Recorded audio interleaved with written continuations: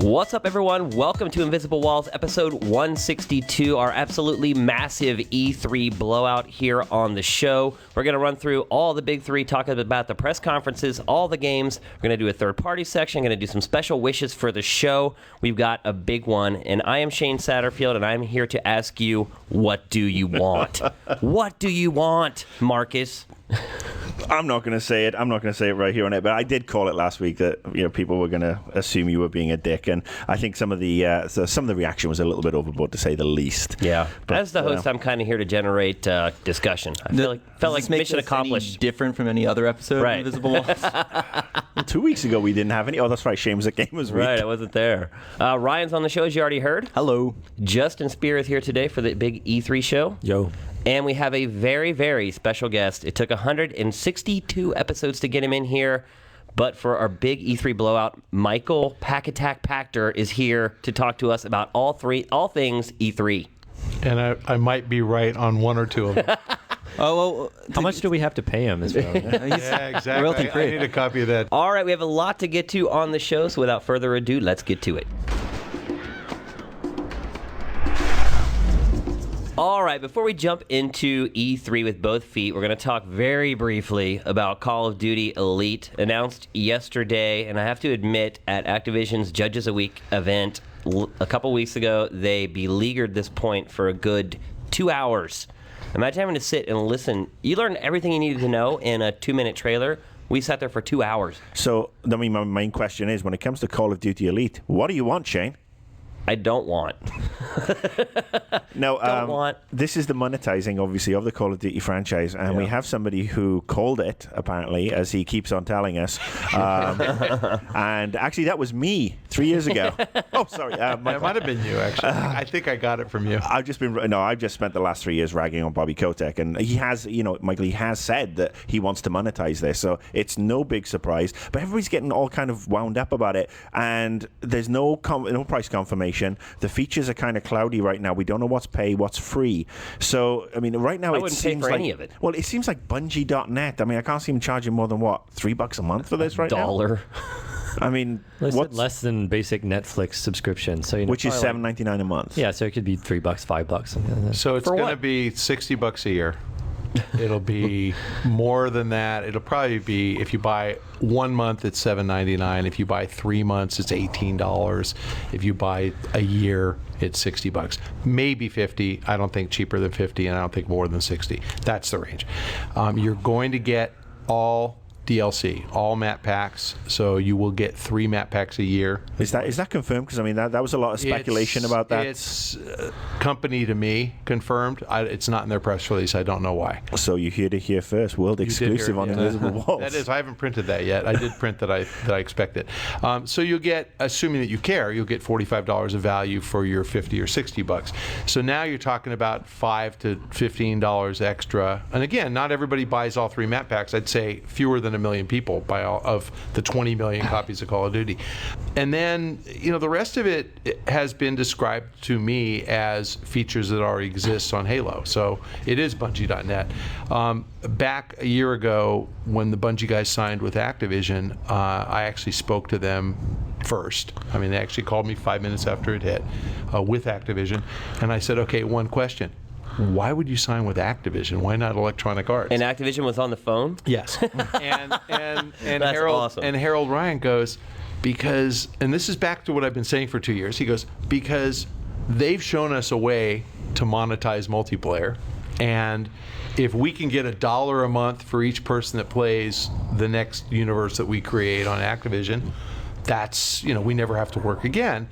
And obviously they probably don't have to work again anyway. Yeah. But I think that you're going to see a very Bungie.net like experience on Call of Duty, and I don't know what that means. Like, I don't really understand how hard it is to find a friend to play with, and I don't really understand the value to gamers of achievements and unlocking cool things. But they're going to have a separate world if they give you any weapons that aren't aren't in the free world. Yeah. And so the question is, will they go that direction? I don't know the answer. If it's just you get free map packs and some ladder, tournaments, ladders, unlock some achievements, big deal. If you unlock weapons and you suddenly have this frickin', grenade launcher that VFG. no one else can have, then it makes the game unfair, and I think people will rebel. And the big open question is, do they fail to innovate on the free multiplayer so that de facto you're going to end up over time having to pay for the subscription? I think to that get new Well, I think That's people what already we'll see. believe that's the case, that they're Right, not yeah. innovating in the multiplayer already with the free multiplayer. I mean, you'll get bare bones multiplayer, and I think then touching back on Bungie, it makes sense that with this being a success for the first year, 2 years, then the next deal is all right. Upgrade to paying $12.99 a month, and we'll roll in the new Bungie game. I am certain they'll Free do of that. charge. Or yeah, they start like- putting you on the beta, the multiplayer beta. Only if you're a part of the club do you get into the Right. beta. Was that type EA's of stuff could Gun be. Club completely free? I mean, that was such a shitty little thing. I don't know. And it was Remember- for was it- discounts and stuff. was it free? Yeah, but I don't think you got anything other than Okay. discounts. I mean, no if one's you joined playing it. Medal of Yeah. Honor anymore anyway, so. I mean, the big feature they showed to us at Judges Week was the ability to search for like-minded people like you. Right. So they're like, oh, find some other photographers to play Call of Duty I would with. just type in It's like- pacifist and dominate. Battlefield 3 lovers. I want to be a medic. Yeah. Well, otherwise, I just don't see any value in this at all. I think that the thing to remember is that if you subscribe to Call of Duty Elite, Bobby Kotick wins. Hello, I'm Shuhei Yoshida.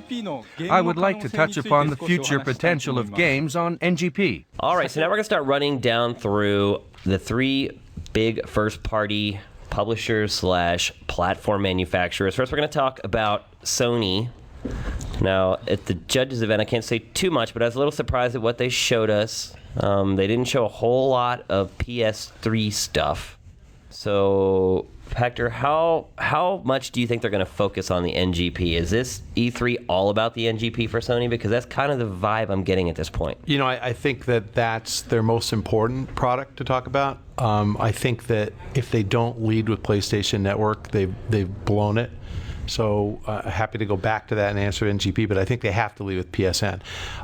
NGP, I think the real problem with that device is it's a solution in search of a problem.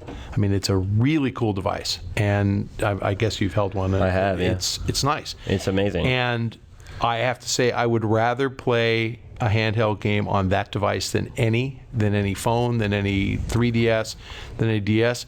But will there be enough software, and will the experience be good enough to justify $400? Because that's what I think it costs. It's cool, but I mean, I'd rather, for $400, I'd rather buy a PS3 and Uncharted 3 Yeah. Right. than buy an NGP and no software. And I don't know how they're going to really get more than a couple million people to get excited about it. So I think it's a misguided centerpiece of their strategy, but the answer to your question is yes, I think it's a centerpiece. Now, why do you think they need to concentrate so much on PSN? Wouldn't it be smarter for them to just kind of sweep it under the rug? Do you think it's a dead story at this point? They got some splaining to do. They've got to play some catch up. I mean, the fact that the store only finally went live again last week, and everything is now officially back up. No, worldwide. last night. We got the press release last night saying that finally all services were restored. Because Right. Japan was down until yesterday. But if you actually go and try to use those services today, they're still broken. I haven't. A lot of the tried to functionality use them. still doesn't I'm work. still waiting to download my bonus content for L.A. Noire. Yeah. And I cannot tell you anecdotally how many people I've talked to, read tweets from, who said, I have both consoles. I'm now a 360 exclusive gamer. And back to Gary Whitta, went back and forth on, do I buy L.A. Noire for 360 or PS3? I mean, and most people this last several weeks have been opting for 360, which isn't such a horrible experience that you're going to switch right back to PS3 because the network's back up. So I think Sony has to deal with people who have switched, with people who question the reliability of the network. I think if you're a Call of Duty player on PSN, what would You're stop pissed you? off. You are pissed off. And so when Activision rolls out this new service next year, and let's just say Microsoft cuts the price of the 360, do you stick with PSN or do you just go ahead and go for it? And I really don't know the answer. So I think Sony has to win those guys back. Anybody on the fence, they have to convince everyone the system is secure. So going back to E3 and what do I hope to see from Sony? Yeah, PSN is a major thing. NGP, until I've got one in my hands and I'm seeing how good it is, I don't give two flying farts about it. This should be their year for top quality games on the PS3. It's like, it may do everything. It may do Blu-ray. It may do Facebook. It does games. And this is where they push Resistance, Uncharted. It's like, we've got the best versions of these games. Because, I mean, Batman Arkham City, I'm buying that on the PS3 because I played the first one on PS3. Right. I don't want to play that on the 360 because my PS3 is more powerful. And that's what they need to be pushing this year. We have the best console. We're sorting our shit out with PSN. Games. Did you see they have a 3D lounge that's open, 3D experience or something lounge that's open just on Tuesday, and only we can get in there. It's like media and analysts only. But I saw Uncharted 3 in 3D. It's amazing. Yeah, I mean, the best thing I've seen in 3D. Not I'd just agree. the best game, Yep. the best anything I've ever seen. And I talked to the developers, and they were like, we designed this game knowing that it was going to be 3D, and we put the depth in. It was phenomenal.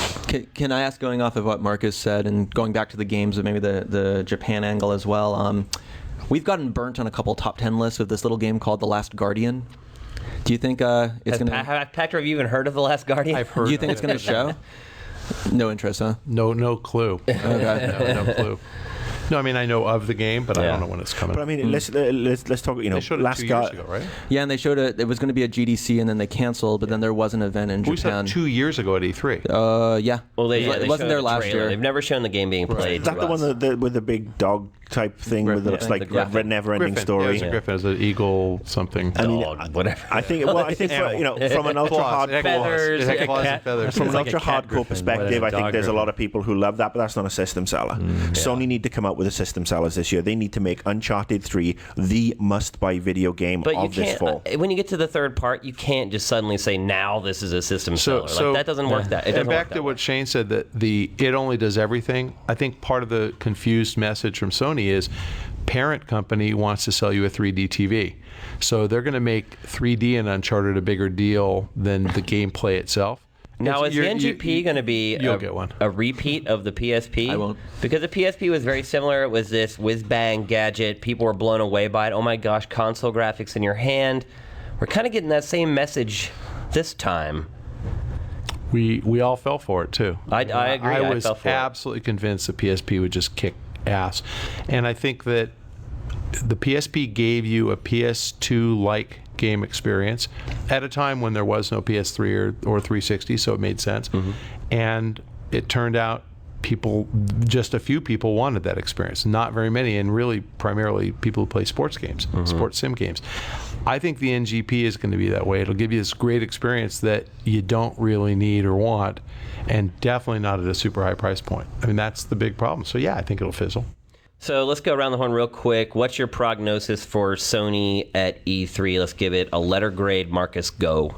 Go with my heart and what I want to see. I want to see them blow me away with games, and I would give them an A for that because they have some of the best games this year. Unfortunately, knowing Sony and its proclivity for shooting itself in both feet and then fucking the holes, I'm going to give them a C right now because 3D and Move and NGP are going to be their leaders this year. Ryan. B. Fair No enough. explanation. Justin. I give it an S for satisfactory. Okay. If it weren't for the NGP, it'd probably be, An N for but, needs improvement. They have that little, it's new is important, so they have a little bit of that at least. Okay. Pactor. I think with a 5-hour press conference, Which essentially is what they're doing. by the end of the conference, we will all be so liquored up and full of good food. We and better be liquored up. They better have chair service. entertained. Yeah, it could be just a 3.5 hour lap dance. If that's it, A+. As long as it's not from Kaz Hirai. I'd say I think they're going to actually do things right. I think you're going to get a good announcement on PSN. I think they'll probably have some content on PSN. I actually see that as their innovation, that they're going to kind of unveil a more Xbox Live Arcade type experience. There's something to show that PSN is real and we take it seriously. I think people will be dazzled by the NGP. I really do. I just think the price point's a problem, and I think people will be dazzled by the software we know about, let alone Last Guardian or things we don't know about. So I'd say that we're going to walk out of there giving them an A.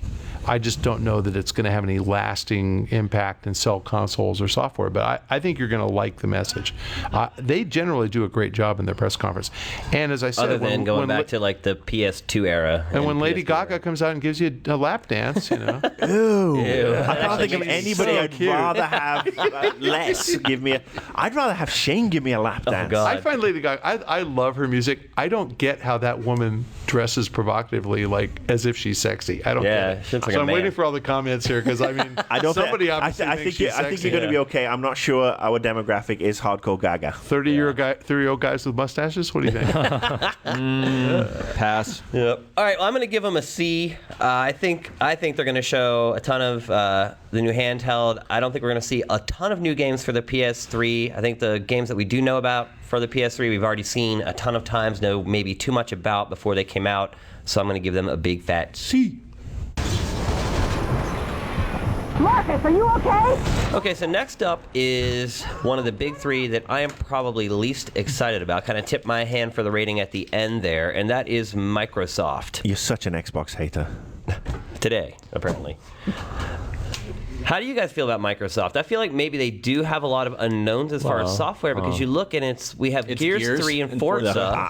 I've been saying this for weeks. So are they going to announce like 50 games at their press conference? Or the Kinect. Mike- They've already said there's going to be a buttload. They've said Kinect is going to be a big part. I think Microsoft are going. Microsoft don't want to have a shitty press conference. Last year was a little bit all over the shop. Microsoft are probably the best marketers to the hardcore games boys. They disappointed a lot of people last year with the whole Kinect dance and Kinect masturbation and all that sort of stuff. I think Microsoft are going to bring it big at E3. They've got some stuff, I'm sure, that Michael may not, you might know, you might not know, but I mean, my gut reaction is that they are going to announce Xbox 720. I'm sure they And realize it will be built in they with have to Kinect, try, and there they will have to be do something. there'll be a price drop on the Kinect bundle with 360. That'll come down in price because they want to have another big banner year. But I also think, and this is me kind of off the wall, I'm expecting them to announce the new Xbox for 2012 DirectX for 11. next year. for next year. You're probably sitting in the wrong company to I make don't such a know. bold declaration. Well, let's face it. I can sit on this chair and do it because I have no credibility whatsoever. Whereas if Michael says it, people will pay attention. If I say it, and it comes true, oh, he got lucky. So Okay, I've been saying Xbox 720 in 2014, and I'm still saying it. yeah, well, that's the I thing. think that's more Now, likely. in fairness, I promised them I would not disclose what I know, so I wouldn't change anything that I forecast. And so everything I say today is going to be what I was saying before.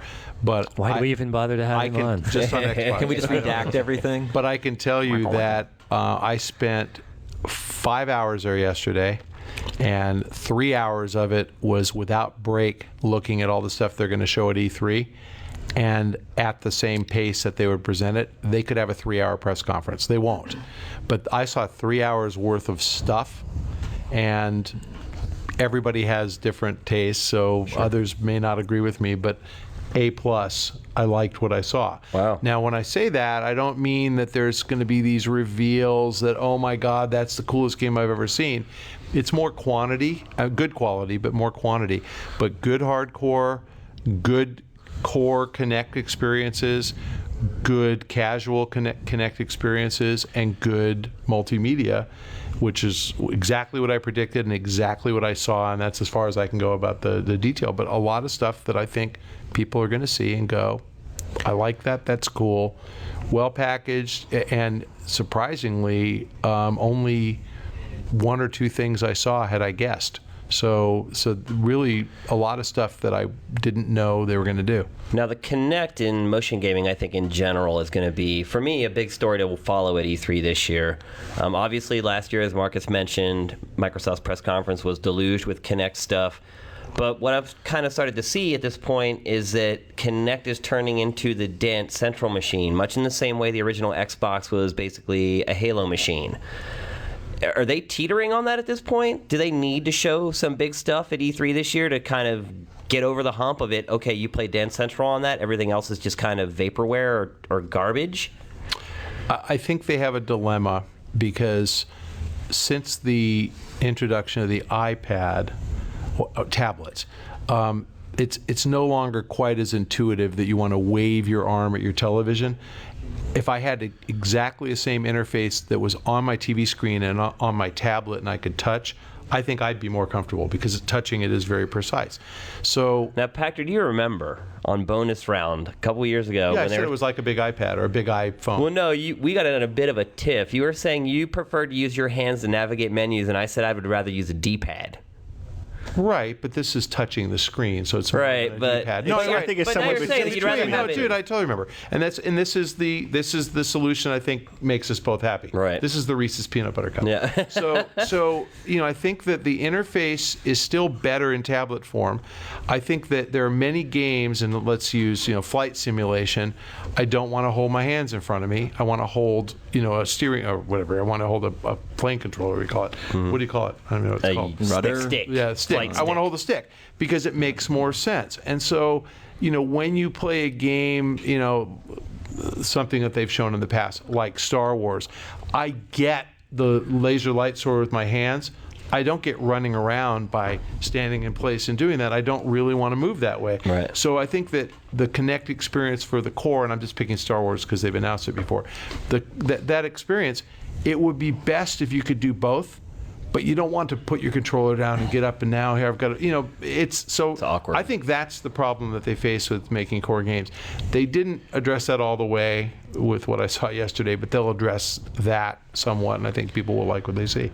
So let me throw one thing at you. The one issue that Microsoft has is obviously the reliance on DVD, and Sony has Blu-ray, holds a lot more. There's nothing more irksome if you're an old school gamer with your DVDs and changing them out. I'm used to it. Come on. You crack You're an me old up. school gamer. That's a small You must be problem. really fast. So that means like every 8 hours you have to get up off your big fat ass. You have to, Hey, I'm British. I have no ass. Did you not I'm play- a beer guy. did you not Dude, play But no, I Final mean, you Fantasy drink VII? beer? You're British. You drink Of course, beer. that's so my you, last name, every so- time you get up to pee, just pop a new disc in and you're in good shape. I have a bucket by the. But no, I'm just curious that Lazy boy. I mean, again, having having a mass storage device to catch up to what Blu-ray does. Do you think that's going to hold Microsoft back I in the don't long think term? that's. So I you don't want the think that's really a Xbox big deal. 360 Go? No, I'm just asking it.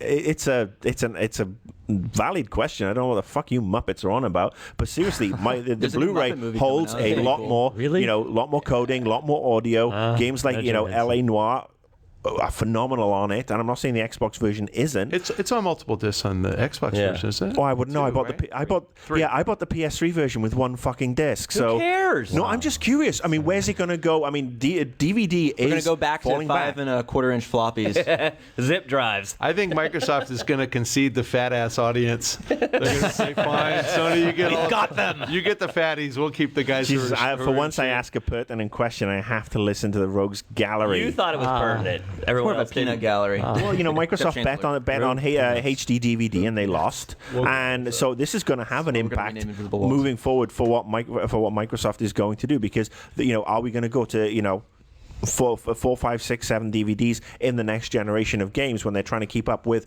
all this extra coding and all this extra We get audio? it.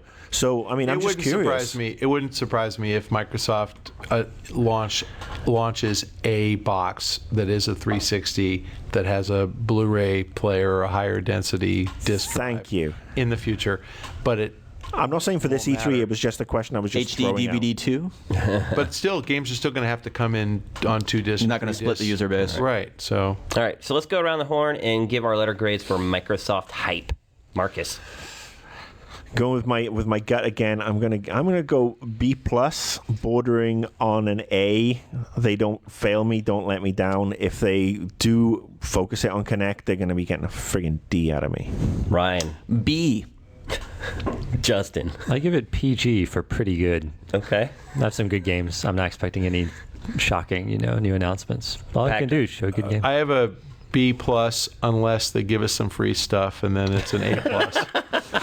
Free HD DVDs for all of us. I would actually agree with the B+, A-, and purely because we just don't really know squat of what they're going to show, because there are so few games that are known out there. I think they have to show us stuff that's going to surprise us because we don't know about anything. So I will give it a B+, A- as well. Let's begin with details on an experience you've been waiting for. All right, next up is probably the wildest card of them all, Nintendo. Obviously, it's already out there. They're showing off their new console, Project Cafe, blah, blah, blah. Who knows what of that is true, or maybe Pachter knows what's true and what isn't, but I don't think any of the other people sitting here do. Project Cafe, you guys excited for it based upon what you've heard about it already? I'm looking forward to seeing where they're going to take everybody, because they do innovate, and they were the first one with serious motion controls. I'm looking forward to getting my hands on it. The fact that they have said that the media will be able to play at E3 is making my Nintendo booth tour one of the high points of the show for me. It's tempered with memories of 5 years of shovelware on the Wii, and the 3DS still not hitting the heights that we were expecting, and the third-party support still to come through really and innovate. So I'm kind of like caught in a rock and a hard place. New hardware is new hardware for me. I mean, I feel like the NGP has already spent its load a little bit with the Japanese reveal that happened. When was that? I don't remember. On my birthday, January 27th. You Happy weren't birthday. there. You stayed here to celebrate. Yeah, we did. I was We didn't here get the waiting to invites to that one. download things. I know Sony called me up the week before. They go, "We're having this thing in Tokyo. We really want you to go." And I'm like, "When? Okay, January 27th." I said, "My birthday. I'm having a party. It would be not right if I wasn't at my Why don't you party." just bring the NGP to the party? Happy 39th, by the way. Yeah, why didn't you get Sony to sponsor your party and do a live press conference webcast? But I mean, really wrong with simple. me? You need a better manager, dude. New hardware, very simple. all. Yeah, pretty much. I mean, the 3DS impressed me last year because it was new. Maybe it's not as impressive now, but we know a lot about the NGP. Project Cafe's mysteries. This is what I like. I like announcements. I like new things, new hardware. It doesn't really get much bigger than that. That's what E3 pretty is simple. all about, Stream, what do you or think? should be all about. Well, E3 is pretty much Nintendo's to win or lose. I mean, it is a brand new console that happens once every 5 years if you're Nintendo, and once every who knows how many years if you're Microsoft and Sony at this point. I just can't think of any point in the show where I'd be more excited than when I'm sitting in my seat waiting for Nintendo's press conference to start. Well, that's the big wings. It's not just a story for gamers, and this is me, taking my Invisible Walls hat off and putting on my sort of like local TV hat, and that is the one thing that's getting the attention of the mainstream media is E3. That press conference, the first morning of the show, that is the one that's going to be the biggest story coming out of E3 this year. No matter what Activision show, no matter what EA show, so it's all about Nintendo on that morning. Well, and what matters to me is the number of banners that they have on stage that say Gabe Newell walks out and says, "Okay, Portal 3, Wii 2 launch title." That's pretty cool. I mean, if you get something like that says a serious developer is taking this console seriously and we're going to be there at launch. And if you remember with the Wii, that was Ubisoft with Red Steel. And I don't really remember. Do you remember any big third party? It was EA with Madden and Ubisoft with Red Steel. Sega had Mad World later on. Yeah, but I mean, I'm thinking like Launch. Yeah, we Red kind Steel of was the knew big at the one. launch that it was going to be light, and we hoped, and I think that was Nintendo's big mistake, and I think they have to get third parties behind it. I don't know if they'll pull it off. I don't know if they will or not. I've heard nothing out of third parties about support for this thing. I've heard stuff. I think Nintendo need to. We know it's going to be really cool whatever they show, and it's going to be cool from a perspective of wow, I didn't think NB would go that way or whatever. I think what Nintendo need to do is reaffirm their hardcore gaming credentials. They need so if it says to put out Insomniac and Epic and Bungie up there, then we're going to say, all right, this is real, and then you will be. And excited. I think that's the other My thing. mustache will flip up. Well, I think it's the other thing is we don't want while we want the usual suspects with regards to to Capcom and Namco and a lot of the phenomenal Eastern developers or Asian developers. We need, as you said, we need Valve to come out. We need BioWare to come out. And we need the Western gamer needs a love letter from Nintendo to say, we're delivering these amazing experiences that's basically focused towards what you guys want to play. And I'm not talking Call of Duty. Sure, like Mass Effect 3 could be in that window. That'd be perfect. Right. BioWare coming out and saying Mass Effect 3 on all 3 consoles would be really cool. But I also feel like we get this with every Nintendo hardware announcement. They do put up the banners on the stage, and they do put up this list of 35 publishers who are making games. And it's not a lie. But ultimately, what you get from THQ is like Dora the Explorer, blah blah blah. No, there was a SpongeBob title for right, but that's what I'm saying. Like there was actually for the U-Draw SpongeBob Squiggle Pants. Yeah, Squiggle. But that's what I'm saying. Like they do get these publishers to sign on, but then they create games that aren't necessarily for the market that we would like them to be for. And I have kind of heard some things through the grapevine. There is going to be some big third-party announcements for Nintendo's new console at the show. There's no doubt about that. That will get us excited. I mean, if they're big, prominent third parties, it'll get. If it's not, South Peak Games, it'll get us excited. I know there's at least a couple instances where that is not the case. It is going to be some big boys. So I think, again, I go back to when they announced the GameCube and when they announced the Wii and what they told us on stage and what ultimately came to pass over the next 5 years. Kind of night and day, and that's my fear is that they get up here and they say. So it's 3 or 4 games if that's what they show. That doesn't sustain a console over the life cycle. Like they need to be committed to getting those third parties, creating exclusives for them through the life of their console, and they need to support them with marketing.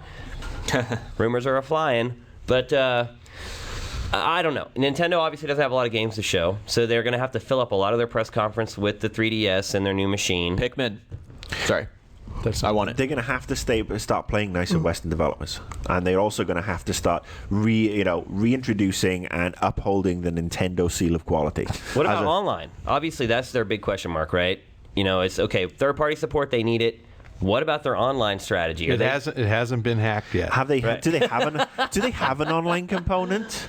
They do, but it's horrible. It's archaic. It seems like it was built in like 1982. It's about 3 steps below PSN, yeah? At least, yeah. So, I mean, that's the other thing. Are we going to see a big announcement from Nintendo where they create this mythical Star Road online service that has been bandied about? You have to find the secret exit to. I'll bet hard dollars that they announce an online strategy at E3. I don't know that.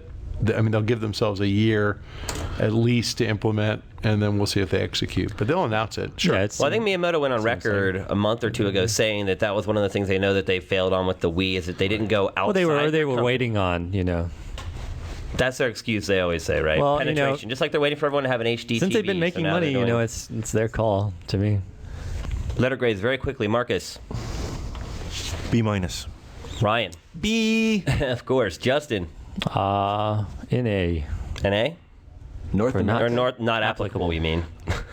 Nintendo's awesome. It is. I think it's impossible to predict the new console. There's so much undecided now. We're just it talking all about your depends. hypometer. That's it. Based upon what you know, how hyped are you for Nintendo's presence at E3? I'm pretty hyped. That would be the most. Yeah, I'm most looking forward to Nintendo. I think it could be theirs. I say they win hands down because if in fact the console's cool and if in fact it has a ton of third-party banners behind it, the press is going to go apeshit and just say, I love this thing. And my guess is we are going to like what we see. Yep. It's just time will tell if that third-party software is, Bikini Bottom or it's Ghost Recon. So we'll see. Total A for me. Cannot wait for the Nintendo press conference. It looks like Joker is trying to control who runs the streets. All right, we're quickly running out of time here. It's been an awesome show, but we still have some more segments to get in. Next, we're going to talk about third-party publishers, and we're going to give you guys each a minute to talk about one third-party game you're especially excited for and why. Marcus. Mine actually comes out in was it early September. It's one of the first big games of the year. It's Arkham City. Everything I have seen, everything I have read about this game is basically taking one of my favorite all-time games in Arkham Asylum, ramping it up to 10, making it way more sandbox, way more to explore.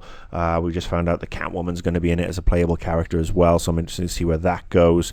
That was the ultimate superhero fanboy love letter of a video game ever in Arkham Asylum, and I'm just so stoked for what I'm hoping is one that blows it away, and is the game of the year for this year. But Arkham City all the way. Ryan. I think it's not going to be much of a surprise, but Dark Souls. I did not get to see what you saw at Judges. I didn't get to have hands-on, but I did get to see a quick demo a couple weeks ago where he talked about that. But Demon Souls was what I wanted out of a mature Zelda in a lot of ways, and now they're making a consistent world that I think it may not be quite as big as Skyrim, but I mean, from some of the stuff we've seen, I think it's still going to be kind of an impressive place to explore. And the translations out of the stuff that they have announced in Japan are still very interesting, and it's kind of interesting that it's a game that's kind of old school in a lot of ways, but it innovates in a lot of key areas, and it's just kind of interesting to see what they're going to do in a proper sequel with the money that Namco Bandai is going to give them this time around. Okay. Justin. I'm also, Dark Souls is definitely on my list. I guess I could talk a bit about Skyrim. It's probably the one game where I've heard and seen, so much really promising stuff, so much great potential, but I really don't have the idea of what it's going to be exactly, or, what it's going to look like, what the combat's going to be like. So, yeah, I'm probably most looking forward to actually checking out Skyrim and making that, a known. Mr. Pachter. I'll turn my look forward into a prediction. We're going to see either a game from Bungie. I know they're not coming, except they're both coming to my party, so they're there. We're going to see a game from Insomniac, a first-person shooter for Electronic Arts, or we're going to hear about a game from Respawn. So I'm most excited about the reveal. And I'd say since we've known for more than a year that each of those studios is working on something, it's time for somebody to give us a glimpse. And I'm most excited because I like the stuff I don't know. I love getting surprised. Wouldn't count on Respawn, by the way. Can't count on Neo. You're right. And for me, it's Ninja Gaiden 3. Huge fan of the series. Obviously, this is the first game they've made where Itagaki is not at the helm. Very enigmatic. He's very iron-fisted when he created those games, like he was the final say and all that stuff. It'll be interesting to see how his understudy Hayashi-san handles creating his own game from scratch. Will it be impossibly difficult? Will they nerf the difficulty to make it more palatable to a wider audience? I love the game. Can't wait to see what they do with it.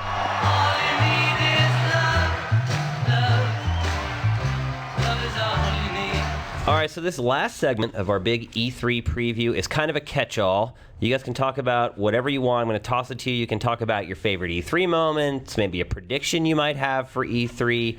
This is the catch-all where you can kind of clean everything up before the show kicks off. Marcus, go. All right, my favorite E3 moment comes from when I was in PR, 2005. We were pimping Fear, and our booth was right next to EA, and they were showing Steven Spielberg around, and I went and snagged him from their PR people, pissed them off no end, brought him to see Fear. The guy spent 15 minutes looking at the Fear demo, said really good things about it, and that's personally my favorite moment. Loved it.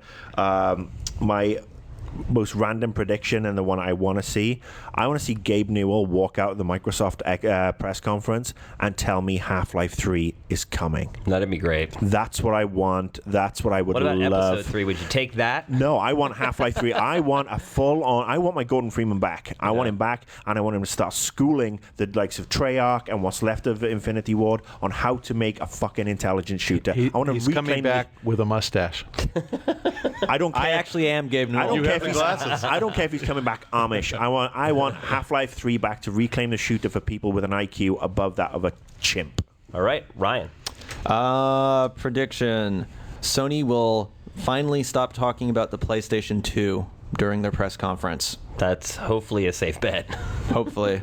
But Madden will still come out for PS2 this year. That's a safe bet? Yeah. What's your favorite E3 moment, Ryan? Oh, God, when it's over? Next Friday. I would probably say my first E3 in 2004, where I didn't get to do anything. I was working at G4 at the time as a production assistant for G4TV.com. A show, not a website. And that was when they were showing the DS, and they were like, one of the hosts was like, "Hey, Ryan, do you want to play with this for a second?" And I got to use the Lathe tech demo for like 4 seconds, and I was like, my life is complete. So how far I've grown. That used to be a small moment of happiness is now something to be ridiculed and made fun of. Great. Thanks. Now Shane. you are. You're man. welcome. Yeah. Justin, your turn. It says most off the wall predictions on my sheet, so I'm going to do something a little weirder. I think that Nintendo with their new console, they're going to say, you know what, motion gaming, that's pretty much over. You can still plug in your sensor and your Wiimote to the new console, but we pretty much left that behind. They'll just move on, do something a little different, focus on different things. Connect and Move will be like, we still got some cool stuff, and they'll look like fools. Nintendo will do something else. I think that they could possibly make a nice little leap again, and The cock ring peripheral. Yeah, so they're gonna say motion gaming's dead. Forget you guys. We're done. We got our money. We did some cool stuff. You guys go play in that that pool. We're going, and we're going to do something new. I like that prediction. Favorite E3 moment? Got one? I think the one I always bring up is when I think it was Nintendo in '98 or '99 when they had a giant Pikachu that was exploding on the hour and shooting Pokeballs everywhere, and people got so excited that someone knocked over an old man in a wheelchair. Yeah. I did not like the part where the man in the wheelchair was knocked over, but it was just a Exploding big thing. Pokeballs? Every Pretty hour, awesome. people just like a mad scramble, and that was like E3 is not really like that anymore. So Yeah, you're right. That was like my first big crazy E3. Pactor. My prediction is Cliffy walks out at this year's Sony press conference and talks about the next epic game for PS3. I think it's about time. I think that they feel the challenge, and I think that's something that it's off the wall. Probably not going to happen, but I think it'd be cool if it did. My favorite E3 moment ever was also 2005. I remember I had a meeting with Gizmondo.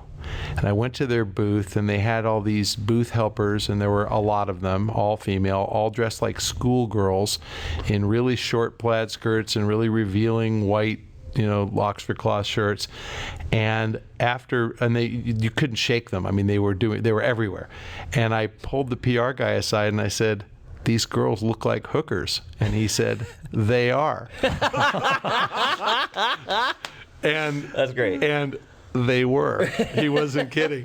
So that was my favorite E3 moment. I promise that's as far as it went, but it was still. Yeah. Did you get a receipt? I just couldn't believe that there were hookers. A lifetime receipt. And the next year, the ESA cut back on booth babes. That's Remember right. that? Yeah. That's because Gizmodo gave everybody crabs. Yeah. For me personally, my favorite E3 moment was probably E3 2006. It was my first year of E3 at Game Trailers after having done it at GameSpot and G4 for years and years. I think why it was so special for me is because I think that's when I realized I had made the right choice coming here, because the site just exploded at E3 and we haven't really looked back since. So I think that's one of those watershed moments in my career and for Game Trailers, so that's why it's a big deal to me. My prediction for E3 is that Nintendo rules the show. I think they're going to blow people away. Justin inspired me to remember one E3 from 2001 as my first, 2000, my first E3 with Redstorm. But it was back in the old days when everybody was like giving away lots of free shit. We had these Blinky balls, and I'd been at Redstorm 3 days before they flew me out. I was in charge of the front desk and in charge of giving out these Blinky balls that in the end started throwing at people. And the Activision booth was in front of us, and they were doing the BMX game, and they had the ramp. And I threw this rubber Blinky ball that was really quite hard, and I beamed the bike rider on the back of his helmet. Nice. What He a did fall. No, he didn't fall, but it was just, yeah, they were pissed. They were pissing me off because of the music they were playing. I think Nintendo's going to change a lot of people's minds at this E3. I think this is the year they finally get it, and people are like, thank God you finally came into the century everyone else is in. If they come with a love letter to gamers, they're going to be changing a lot. You like love letters, don't you? Well, seriously, it's all about. Who doesn't like a honestly, love letter? they should. What if they a make love you swap letter. discs? Then what? Fuck off. Bastard. If they come with the love letter that we want as gamers, they will make me change my pants.